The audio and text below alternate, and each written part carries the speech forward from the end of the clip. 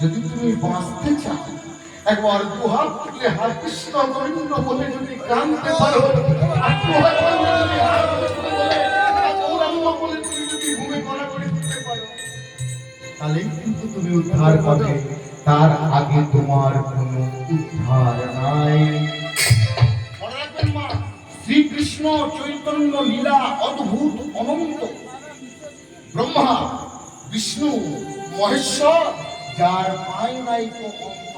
মনে রাখবেন সারা বছর পুজো হয় বাবা, এই কৃষ্ণ পূজার থেকে বড় পূজা পৃথিবীতে কোনো নাই।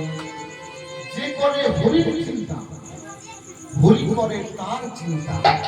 মনে রাখবেন মা, যে একবার কৃষ্ণকে ডাকতে পারে, যে একবার কৃষ্ণকে হরে কৃষ্ণ গোবিন্দ বলে কোলে পেতে চায়, বুকে পেতে চায়, গোবিন্দ তার কাছে ছেলে রূপে ধরা দিতে যায়। তাই মা আজ খুব ভাগ্যবান। আমি বিশেষ করে ধন্যবাদ জানাই কমিটির প্রত্যেকটা সদস্যকে। বাবা এখানে কোন একটাও মন্দির নাই মা, একটাও মন্দির নাই, আছে না মা? কিন্তু আজকে স্বয়ং মহাপ্রভু কাল থেকে আজ পর্যন্ত তিনি বিরাজ করছেন। আপনারা মানিয়ে দিচ্ছেন কালকে বিসর্জন হয়ে যাবে, আর প্রভু থাকলো। কিন্তু মা যদি এখানে একটা সুন্দর ছোট্ট করে হরি মন্দির হয়ে যায়, প্রভু আপনার আঁচলে চিরকালের জন্য বাধা হয়ে রয়ে গেল। বাবা মায়েরা সকলে আছেন, আসুন একবার প্রার্থনা করে হাতে ধরে প্রতিজ্ঞা করুন মা, এখানে মন্দির হবে তো? কি বলছেন? জোরে হাত তুলে বলতে হবে, হবে তো বাবা?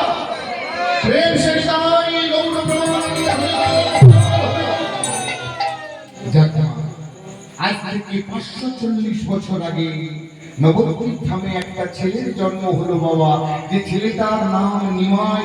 মনে রাখবেন মা, আজকে আমাকে কমিটির দাদারা ডেকেছে বলে আমি এসেছি।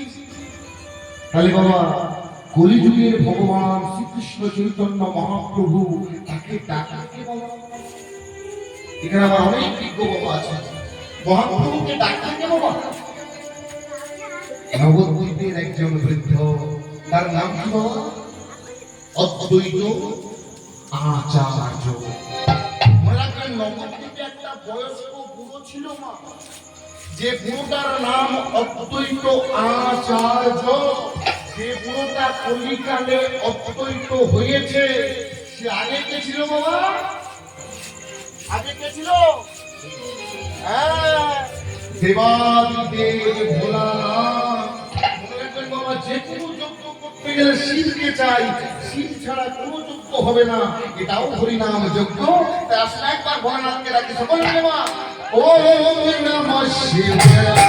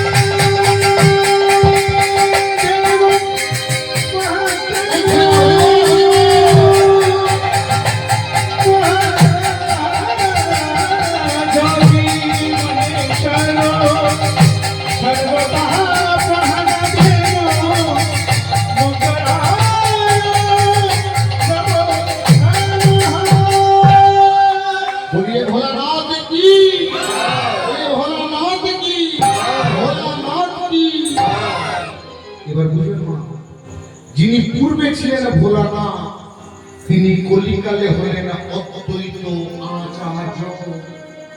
তিনি বাবা কলিকালে কি দেখলেন জানেন? একটা জাত খুব বেড়ে গেছে। কেউ যদি ব্রাহ্মণ থাকে, আমি সর্বপ্রথমে ক্ষমা চেয়ে নিচ্ছি বাবা, আমি আপনাদের ব্রাহ্মণদেরকে বলছি না, কারণ আমি নিজেও ব্রাহ্মণ। সেই যুগে যে ব্রাহ্মণ গুলো ছিল বাবা, মন্দির শুনবেন আস্তে বাবা, সামনে গল্প না। সেই যুগে যে ব্রাহ্মণ ছিল তারা কি করতো জানেন বাবা?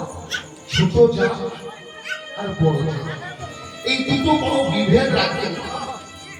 তুমি ছোট জাত, তুমি আমার কাছে এসো মা, তুমি ছোট কুলে জন্ম নিয়েছ, তোমার ছেলেটা যদি জল তৃষ্ণায় মারা যায়, ব্রাহ্মণের কুয়া থেকে জল তুলে খাওয়ার অধিকার তোমার নাই। এই অত্যাচার যখন বামন ঠাকুর করতে শুরু করলো বাবা, তখন সেই বৃদ্ধ